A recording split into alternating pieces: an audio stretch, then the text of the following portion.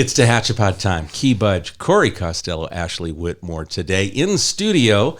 Together, the three of us. Ashley, welcome to the team. I know you and I got a chance to sit down and talk about the farmers market last week and some things going on in your departments. But now Corey joins us, so it's the first time the three of us as a team get to work together on a podcast. It should be nice. And she sat in Greg's spot and adjusted all his microphone stuff. So when he comes back next time, he's gonna be like, "What's going on? The stuff's all messed up." Don't worry, I've already got my nameplate sitting here. Oh, perfect. It's not Greg's spot. Yeah, it's Ashley's spot. Adjusted the chair That's and everything. Right. Yeah. And today we're welcoming in Jay Schlosser from our Development Services Department, our director, also our city engineer. Yeah. Welcome, Jay. Many hats today. Hey, Key, how are you doing? I just want the record to reflect this is the three of you is like my worst nightmare in a room togetger. So just on the record, you guys are killing me. But all right, pretty much. You don't know where the shots are going to come from. Yeah, exactly right. Greg sort of keeps the top on all of this from going too crazy. But and the nice thing is this studio is in your building with your department. So I'm the only non-member of your team here, but I get a chance to listen to all the things that go on, the conversations, the discussions that take place. And that was one of the reasons why I asked you to come in, because I'm listening to the things that you guys are working on as a team. So much is going on that goes on in the walls here in your department. And we want to get an update on some of the highlights and things that the community, in government, we just do the job and go day to day. But I hear things and I go, that's important for the community to know. So I want to get an update on, you've got many things. Yeah. And this effort to communicate too really helps us ultimately, because if the word's out about what we're doing, then people don't freak out when they see those orange cones or see some workers out there. They a lot of times kind of know what's going on and helps them feel better about it, but ultimately means that it's safer for the workers and I get less phone calls if I'm being perfectly selfish about it. So, but yeah, we've got a lot going. This is the time of year typically, Key, that we are transitioning from finishing up last year's projects to launching this year's projects. Typically that actually happens about a month or two ago, but every year it kind of varies a few months in either direction. So we do have a slate of projects that are out to bid right now or recently bid and recently awarded. So we'll be kind of closing out the construction project. So maybe the planting of all the trees around town, that's closing out. We're doing the last items, a little maintenance next week on that. Let's talk about that before you go on to the next one. The trees have been a big deal because it's been talked about for years. I mean, how many trees did we end up putting in the ground with this big grant that we received? Yeah, so Urban Greening Grant, it's a state grant, and just over 400 trees is they're concentrated on Tehachapi Boulevard, from Hayes out to Stuber, Love's pilot area. Put a bunch on Curry in the median up near the south side of town, and then we also did some work on Valley Boulevard. They are kind of in the center of the older part of town. We did a number there. So just over 400. And, we also did a couple hundred shrubs as well, cleaned up some areas. So pretty proud of that project. It was a little bit of a challenge. People probably saw us out there a whole bunch of times. The grant required us to purchase trees no larger than 15 gallons, which is odd. Usually when we plant a new tree in a public landscape, you want something bigger so that it's kind of ready to weather the wind up here. But that grant had a weird requirement in it, and it had to do with the belief that the younger they are, the better they'll be for the air quality, believe it or not. Carbon sequestration. Yes, that's the term. Yeah, I had to learn all about that to get that grant. Anyway, and so, but as a result of that, they went in a little young, and so it was a challenge for us to figure out how to make them stand up to the wind. Yeah, just a little windy. So actually, we're not quite done. That's what they'll be out on Monday. We working with the contractor to kind of solved the problem after we got them in the ground and realized that the wind was going to be a bigger problem than we expected. So they'll be installing some sort of special stakes. They're 12 feet long out there to kind of bolster them for the first few years of growth until they kind of reach that size where they're strong enough to handle Tehachapi winds. Well, even with the smaller trees, it's really transformed some of the areas. Curry looks absolutely beautiful, and I can't wait to see what it looks like, 10 years down the line. Yeah. And they didn't fight, but this discussion about, it's not like we got to say, hey, these trees work well in Tehachapi, let's plant these. That was not really part of the grant. And they had to say, you can select this kind of tree or this. I don't know how many times I had to hear the debate over the Austrian versus Afghan pine versus, there were literally conversations about this. And to your point earlier about the trees not standing up to the wind necessarily, because Normally we'd put them in a lot more. So it's not like we went out and tried to find the one. Let's find the ones that would be the most difficult. But some of those things were inside the grant, honestly. Yeah, it definitely. That was Andrew Norton here in this office, who I know has been a guest a few times. That was one of his chief challenges on this project, was finding the marriage that Sacramento was going to live with. That's the difficult thing about taking grant money, is you're kind of beholden to the folks that are giving you the money. And so we're dealing with a landscape architect out of Sacramento who it's, Tehachapi, I think what we arrived on, principally pushing forward oak trees, was our big position that they sort of pushed back on for a while until we convinced them, look, guys, this is really native. This is really what this valley looked like 100 years ago or 200 years ago. And so we thought that was an exceptional win, that the majority of the trees going in are oak trees. And so we're kind of re-oaking the valley in our own little way here. We're proud of the project. And to your point, Ashley, I can't wait. I've been the city engineer 18 years now. So there's a few projects where we've planted something 15 years ago that now I drive by and I go, holy cow, the trees here in downtown are now pretty mature. And I was there the day they got planted, kind of thing. So it's really neat for me to see that. And, trees take time to grow, but it'll be cool when they're done. What about pavement, asphalt? Talk about another project that's out there. Yeah, so we've got a bunch of that coming. So that's maybe the best thing to mention to folks is we just awarded a nearly $600,000 project for repaving some roads here in town. That is, so the specific streets, I'm going to try to do it right off the top of my head, is C Street from Snyder to Pepper. That's right. And then we're also doing Anita from Snyder to Denison. Right there in front of JMS. So for those of you who listen to the podcast and maybe don't live here in town, but bring your kiddos in, we're going to do that in a way, we promise, that does not make getting to school any harder than it already is. So is that going to start sometime soon then? Yeah, probably in a couple of weeks is the idea. We're working through contracts right now with the selected contractor, and then we'll have to have a kickoff meeting, and then we'll sort of schedule. We're planning to do that particular block probably on a Saturday, so that we can avoid all the school traffic, which makes it impossible for the contractor anyway, and for the folks that are trying to drop their kids off or pick them up. And then also Maple and Elm. That's in, the limits of Maple and Elm. I am trying to... Valley to Cherry? Elm, that's Elm, Valley to Cherry. Right. And then Maple is down parallel to Valley, but north of Valley. So that's in a stretch close to West Park. Yeah, right. So that's the location. So excited about that. Got a good bid. So in my world, that's kind of a big deal. We got prices that were pleasantly good. So that means taxpayers getting their money's worth out of the project. So now, is that through grant funding? No, that one is funded internally. So I think I mentioned this at the council that a number of years ago we were finally getting to a place where we could begin to grab some general fund money for some roadway projects. And then lately we've been dealing with the dramatically rising costs of public safety. I know that's been a big public discussion you guys have talked about here, so I won't rehash it. But what that's meant, at least internally, is this is sort of the last pot of money that we had budgeted. So it's coming out of a couple of different funds, but all out of the city budget to do that project. But unfortunately, it's the last one of those we've been able to budget in the next 5 year, which is our running budgeting horizon. We don't see that kind of cash coming available again. But look, we're going to do it. We're going to spend it now. We're going to try to make the city better. Now, I know the residents like to see that on their streets where their home is. Will these projects be done similar to what Mojave and Hayes were done last year, where all of the asphalt will be taken out and taken right down to the dirt, and then it be new? Yeah, not that far, but more than just a seal coat. So in my world, there's sort of three levels of paving. Seal coats are just where you put an oil coat of some varying thickness down to rejuvenate the road. You might hear that term engineers use. That's a rejuvenation coat. That's what it means, exactly what it sounds like it means.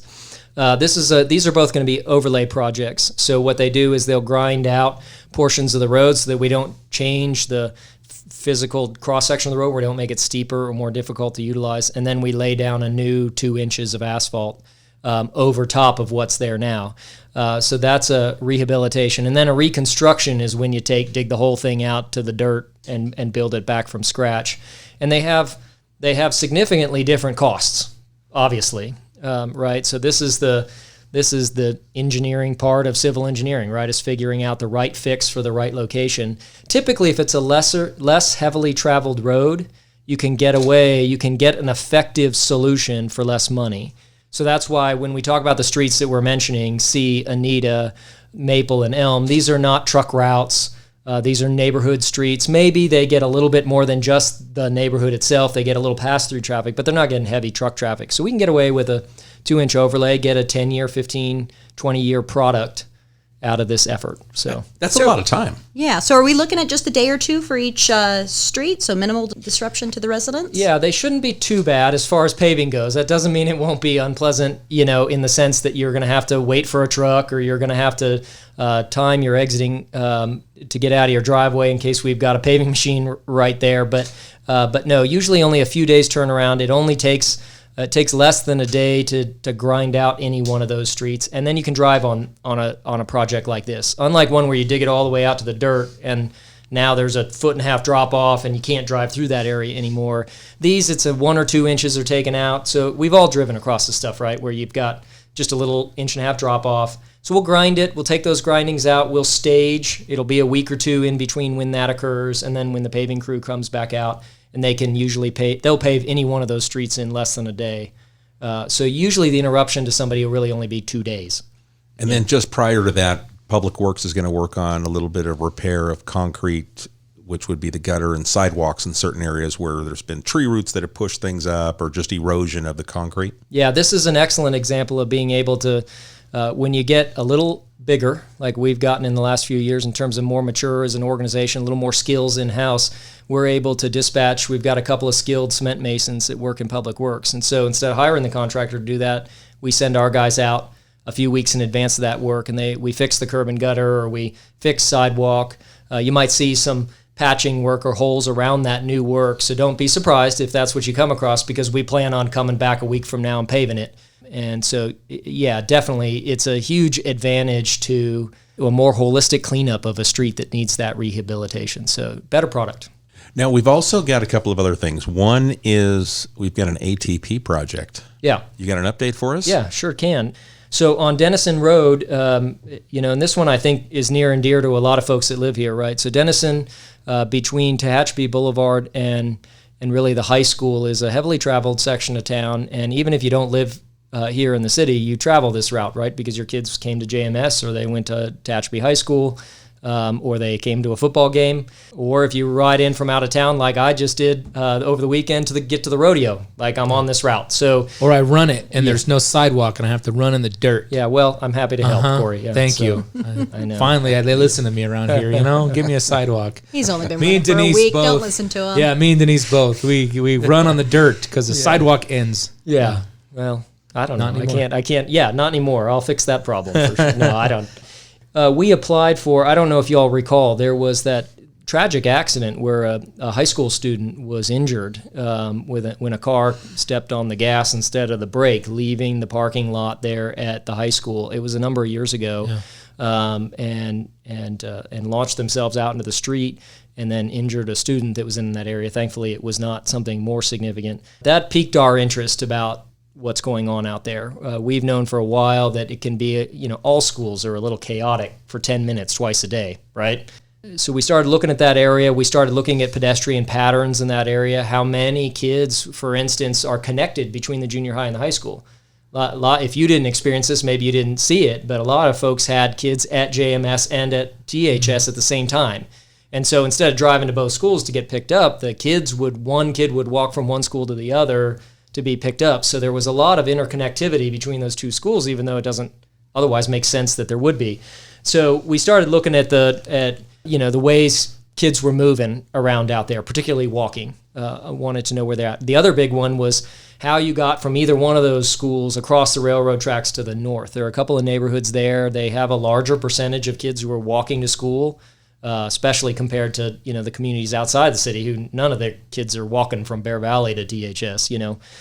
So there was a gap in our ability to walk from one of those schools to the north of the railroad tracks. So putting all those pieces together, we went after a grant to improve that area, to make some significant sort of holistic traffic improvements. So we're 30% of the way through the design on that project. We're working with Southern California Edison for some pole relocations. We're working with some private property owners for the right-of-way that we need to make some expansions and fill in some of those gaps. But the project's going to be great. It's going to include a new crossing there in front of the high school so that pedestrians can be on either side of the road and have a relatively safe crossing, similar to what we have at Tompkins, maybe even a little bit more robust, where there'll be flashing lights and stuff when kids are in the crosswalk to really alert motorists of the potential. We're going to widen out Denison from there all the way to Valley. We're going to widen out the intersection in Denison and Valley. We're seriously considering putting a traffic signal in at that location as part of this project. That warrant work still has to be done to confirm that. Then we're going to be making some additional widening down where we have that narrow gap where we don't have sidewalk on either side. On either side, you guys know where I'm talking about? Yeah, just south of Tehachapi Boulevard. And then we're also going to consider a traffic signal at Denison and Tehachapi Boulevard. We have a 4-way stop there now. We'll see. That may continue to be functional. Traffic signals in that location are exceptionally tricky because the railroad tracks. Railroad, yeah. You have to intertie them electronically so they talk to each other so that you're not giving a green to a car at the wrong moment. Yeah. So these are the labor, but we're 30%. We've sketched out where we're going to do the widening, what it's all going to look like, the geometry of the layout, and we're working then through the next phase for us, which is right-of-way, which includes the power poles and the space we need to make the widening. Now, what is it like, since you have to work with other agencies, and you mentioned SCE, and it doesn't specifically have to be about Edison, but when you're working with other entities, you've got a timetable that you're trying to reach, I'm guessing it doesn't necessarily mean it's their timetable also. Oh, no, it's definitely not. No, it's herding cats on some level, Key. It's all the agencies that we work with, or most of them, they know they've got a job to do in the same way that we do. Lots of folks come to us for the exact same reason, right? They're building a new house or a new business, and they need to cut out into the public road and get access to our water lines or our sewer lines. And so in that regard, we're in the reverse situation. They're looking to us to bless what they want to do that affects how we do business. So, all these agencies have processes in place and people ready to deal with that. I've told a number of people, I think the Great Resignation's real, and Edison's feeling it. So is, frankly, everybody here in California. That a lot of these agencies are short-staffed at the moment, and so it's a challenge sometimes for them to find the time to keep up with all the requests they're getting, ours included. My response to that is both to, just acknowledge what we're dealing with and do our best. The other big part is to try to build real relationships with the people on the other side of the counter. And you can't do that by just being nice. You got to do that by caring about what matters to them. Making sure that when we send them paper and ask them to do something, that we do it right the first time, so that it's easy for them to help us get through a problem. And then likewise, when Edison wants a permit from us to do something on a public street, it's helping them solve that problem, helping them get done what they need to get to, which may not be the highest priority on my desk, but that's part of relationship building is recognizing that long-term piece. When you put together a project like this, and I mentioned ATP, and that's the Active Transportation Program, and that's through Caltrans. Now, you've done workshops. Your team, Denise, Andrew, have been out there, and a lot of people come in and give you feedback on things that impact outside of the city. Mm-hmm. That information, I know you just don't throw it away. You actually pass it on to other agencies. No, or even engage in a greater measure than that. I think that one thing maybe I'd share with your listeners is kind of big news, is that Caltrans recently announced that they are working on a significant improvement to Valley Boulevard, 202, from Tucker Road to Jeffrey, so all through Golden Hills.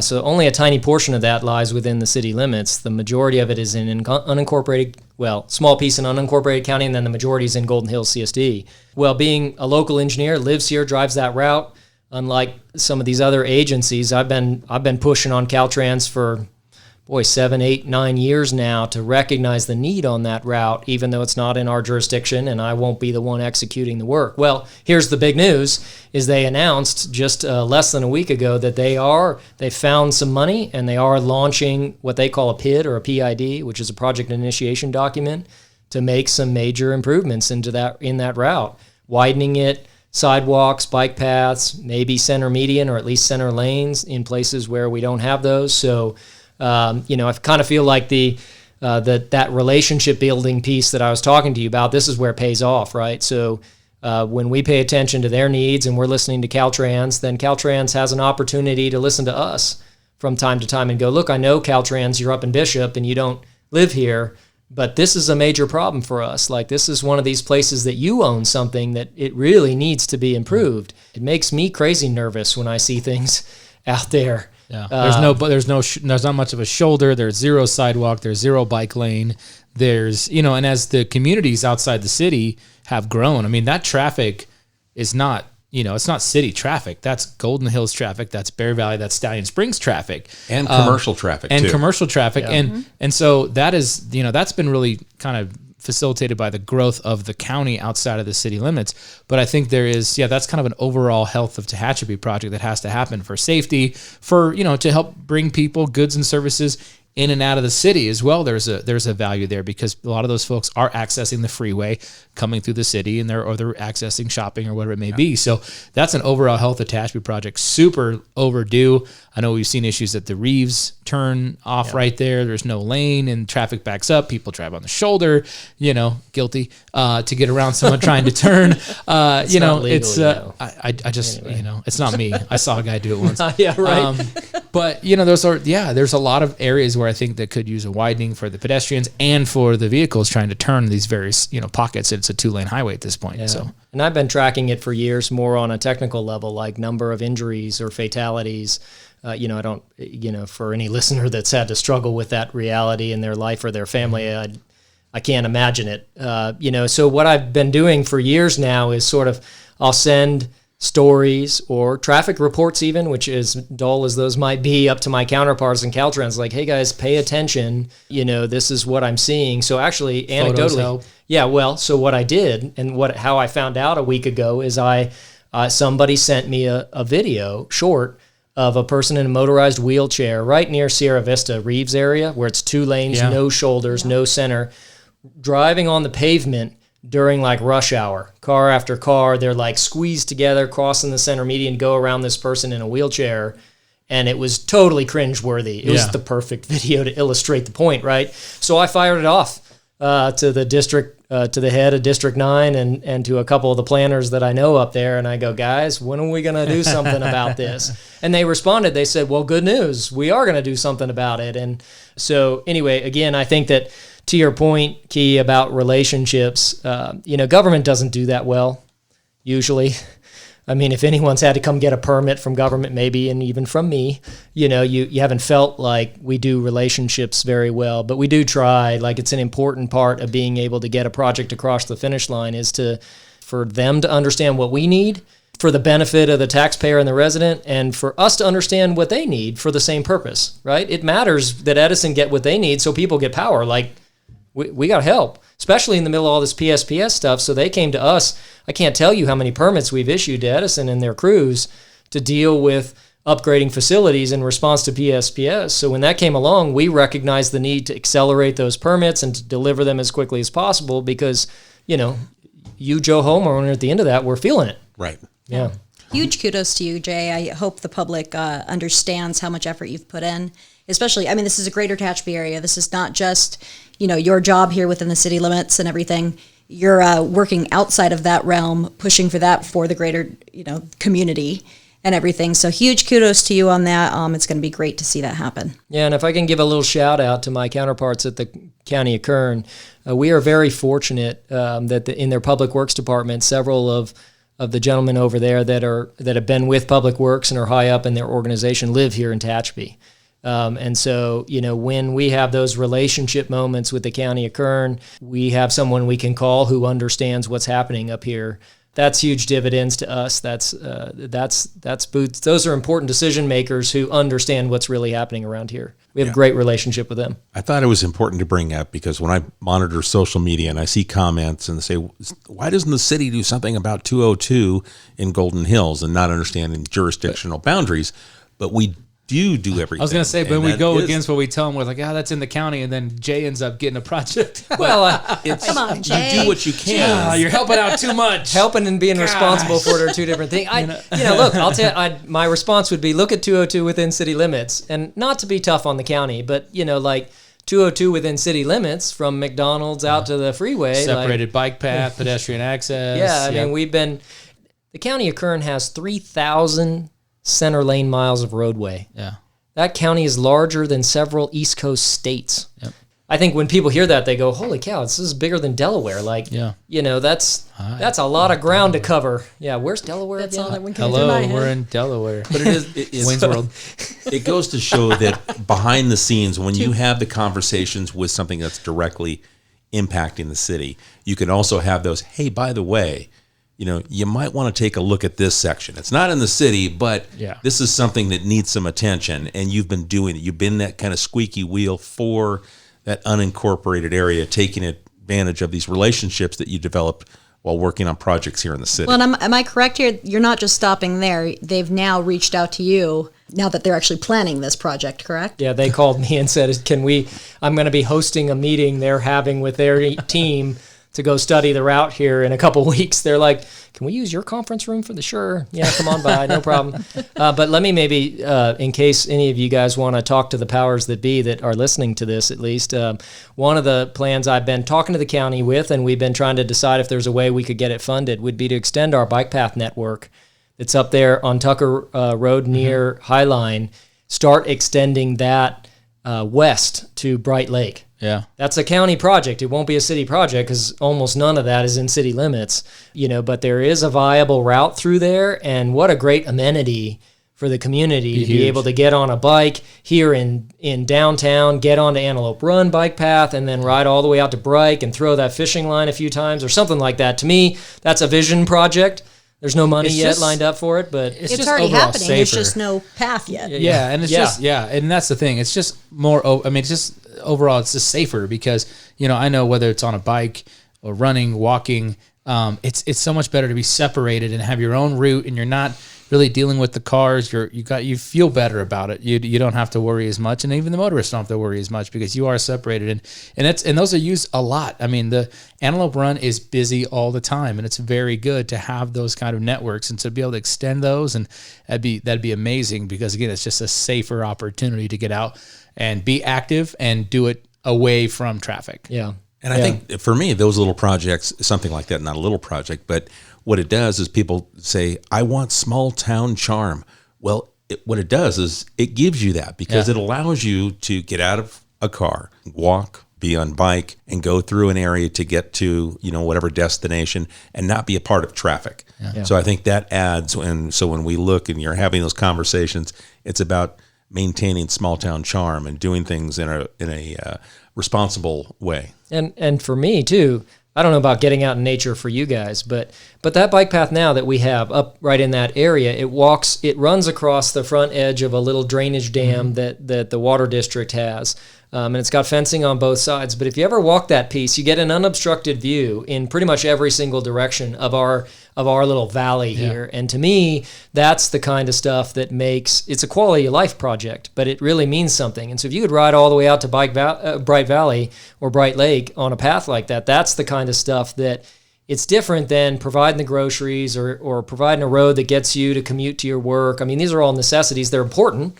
But that's the difference between just having a place where you work and live and having a place that you call home. Agreed. And that makes it totally worth it too. You did point out like my favorite part of Antelope Run because I usually start at Walmart, running my way up, and it's uphill the entire time. And then as soon as you make that last bit of uphill, you make that turn and you level off. Like it is a phenomenal view, and it's a lot flatter from there on. But it's awesome. Like in the morning, sun's coming out, whatever. It is really an awesome view of the mountains. Yeah. I actually went out there and took photographs when we had Edwards did the flyover. Yeah, good spot. And it was right there and almost seemed like they were at eye level as they shot across the valley taking photos, which was pretty cool. I want to ask you about our waterline project. Don Marsh was in here a few shows back, and we talked a little bit about having a project on the shelf.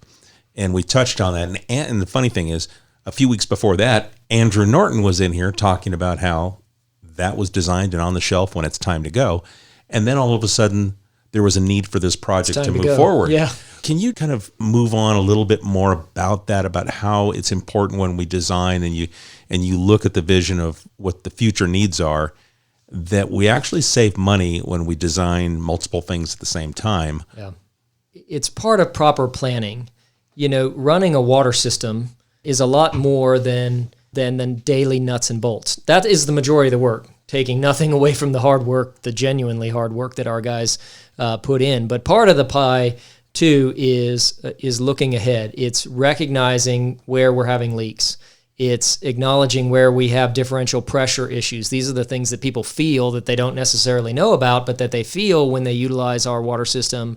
You know, we always talk in engineering, and even the world talks about it now, how everybody takes for granted how wonderful it is to have running water, because as we've gotten more global as a world, we recognize that does kind of make us special, that you can go pretty much anywhere in the United States and have clean, high-quality running water. The world isn't like that. But to me, there's an important element of what we do to be a responsible city is to do that forward thinking, is to track where we're having problems and to think about where we're growing and to recognize what needs to be done. So just to let you know, like a few years back, we updated a hydraulic model of the city, which is literally computer model of the entire water network. It's super nerd stuff for engineers, but anyway, you are nerds. So I know. It's okay. I'm okay. I'm allowed to be excited about that. But that's a super useful guidance tool for us. Not only does it identify immediately what we studied, but I use that same tool when a new development, a new subdivision wants to come to town. We require that developer to have us model how their development impacts us, and then we plan. Okay, maybe we need a water line over here. We've got to change this pressure zone to look like this and move it over there.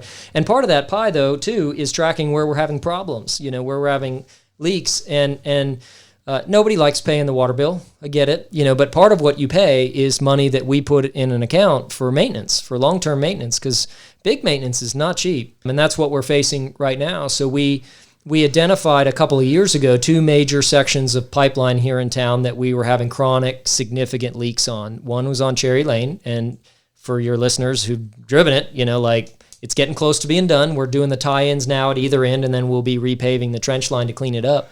And then one of the other ones was Denison Road from there by the high school up to Highline. And we've had 3 or 4 significant leaks in that run within the last 10 years. That's a large number in our world. But these are not small leaks, right? This isn't like a leak in your irrigation system in your front yard. This is a 14-inch diameter pipe, and we got a giant hole in it, and it is, you know, thousands of gallons an hour coming out of the ground. And so we had budgeted to do Cherry Lane this year and budgeted to do Denison next year. And then we had another major leak on Denison here just a couple weeks ago. And so then the decision was made, or we all sat down and said, okay, well, can we afford to do this early? And then should we do this early? And ultimately the decision was made, I think it's the right one, was to replace that pipeline. So that's like $700,000-$800,000 project. Takes us a lot of, you know, a fraction of what each person here in town pays gets put into the piggy bank for these moments. Takes us a long time to save up. So between Cherry and Denison, we're going to be at about $1.3 million. Takes us a lot of quarters in the piggy bank to get to that number, but that's what we do it for. I know this line and everything that's been, you know, the issues we've had with the line has really affected a lot of the residents over on the Denison, the tracks around there and everything. So people understand too. I mean, it was getting to a point where if something went down on that and the water was getting rerouted, their pressure was so far down, there's no water in the grass. Showers were, you know, it was barely coming out. Their pressure was so low. So yeah. They were getting real frustrated, and they're very appreciative that we're moving forward with this. A 2-story house is tough if you got a bathroom on the second floor. Anyway. Absolutely. And one of the people that live over there and work here smelled a little funny those days. Yeah. You know? Couldn't get no shower. I got to get that fixed. Yeah. We had some sewer ponds they could go. Yeah, that's right. Yeah. Jay, with having it already designed, that project, you know, and having said that vision, what's the time factor that's saved? Because all of a sudden there's an immediate need. Yeah. It doesn't have to go to the design. No, because it's already done. 3, 4, 5, 6 months depends on the complexity of a pipeline project. And frankly, pipeline replacement projects, as far as the water world are concerned, are pretty simple. And they're minimum of 3 or 4 months, typically 5 to 6 to design by the time you contract with a consultant to do that work, and then you go through the design iterations to get to that point. So yeah, there was a lot of efficiency gained. We ultimately decided to design both projects at the same time. With the same consultant, and yeah, probably save 20 or 30% on the cost of that design over doing it separately. That requires us to have the cash in the bank now, though, to do double the amount of design work. So you've got to, again, you're playing with all the factors that we have, trying to make the best decision. You don't want to design 20 new projects, but you also, to your point, you've got to be paying attention to where the problems are at so that you're not there with a major leak or something significant and have no plan, or you're going, okay, well, residents, you can take a shower downstairs but not upstairs for the next 6 months while we figure this out. That's not acceptable. Yeah. Dumb non-engineering question. So when it comes to the replacement, we're talking you dig a big trench next to the existing line? Do you expose the current line and make a bigger hole to put, because I know we talked to Don about having to, you make sure this time around that it's a sand bed and not a boulder bed that the pipeline is sitting on. So how would one go about that? Is it going to be a separate trench? Yeah, make good the one question. bigger? Everyone's unique. So in Cherry Lane, what we did is we trenched next to the existing pipe and laid the new one, and then at the ends of it we angled over and connected back to either end. And so each project is different based upon how many other utilities are in the road, how much available space you have, and then the big question usually is how much of the existing pipeline can you take out of service? This is the dominant factor while you're doing construction, right? So if a main is important to the network, you can't take it out of service while you're placing the new one. And so it can be challenging to figure that out. Over on Denison, we wrestled with a lot of different options. One included like a temporary above ground service so that we could completely turn the pipe off for the duration of construction. Yeah. Those are their own thing. You got to deal with them. You've got to keep an eye on them. They don't get run over by a tractor. It can kind of be a big deal. In this case, the Denison pipeline is so deep that we think we can lay it right on top. Okay. Wow. Which is unique. So what we'll do is we'll potentially lay it on top a couple of feet higher up. We're not really sure, to be honest, why it was so deep, because water pipelines are not, sewer has to be at a certain depth for it to flow downhill, right? The old colloquial saying, you do have to make it flow downhill. So you have to care about the depth quite a bit. Water is a lot more forgiving of that arrangement, but for some reason it's down there 8 or 9 feet, which, by the way, made the 4 or 5 repairs over the last 10 years just a joy for the crew to do. We think we can do it on top, and then what we'll probably end up doing is leaving some spots open to do what's called trireaming sand into it, and that's where you slide a pipe inside the pipe, and then you pump liquefied sand into it while you're slowly drawing the straw out, so that what's left is a pipe filled in with sand. So it's inert, and it won't collapse, 10 years from now and create a sinkhole. Creating a void, which then disrupts the new pipe. Yeah, exactly. So it's like that ceiling foam you get at Home Depot, right? Yeah, kind of the same basically. Giant concept. Yeah. Much larger can. Did I catch Don saying that there were boulders under there that would just Volkswagen size. Yeah. Volkswagen depends on the Volkswagen. Is it a Jetta? Are we talking a Jetta? Could be Are we a talking beetle. a bug? Yeah, or the thing. Yeah, the thing. Throw you back. Talking, I don't know. Or you're talking about a bus, like right? Yeah, right. Yeah. Anyway, no, I don't. What I understand is that it was so backfilling a pipe is really critical to the life of the pipe. And what we mean by backfill is not all the dirt that goes back in the hole, backfill, but really that soil within 1 foot of where the pipe is at in any direction. It's really critical that you get a high quality soil in that location. You can use native soil, meaning the dirt that's already there.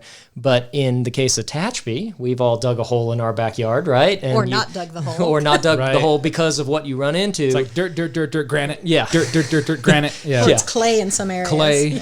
Anyway, so you have to be selective about what you do with it. And if you backfill with native soil, you can do it, but you have to separate the rocks, which can be expensive. So a lot of times, nowadays, what we typically do is backfill with imported sand. So we pay somebody to truck the sand up to us, and it's easy to get sand in and around the pipe to fill all those void spaces, so it's bedded well. But what happens, is that a pipe vibrates over its life. And I don't think people realize that. As every time somebody's turning on and off a faucet, and you've probably heard this in your own house called water hammer, it's when you slam a faucet off, sometimes you'll hear a pipe in the wall rattle.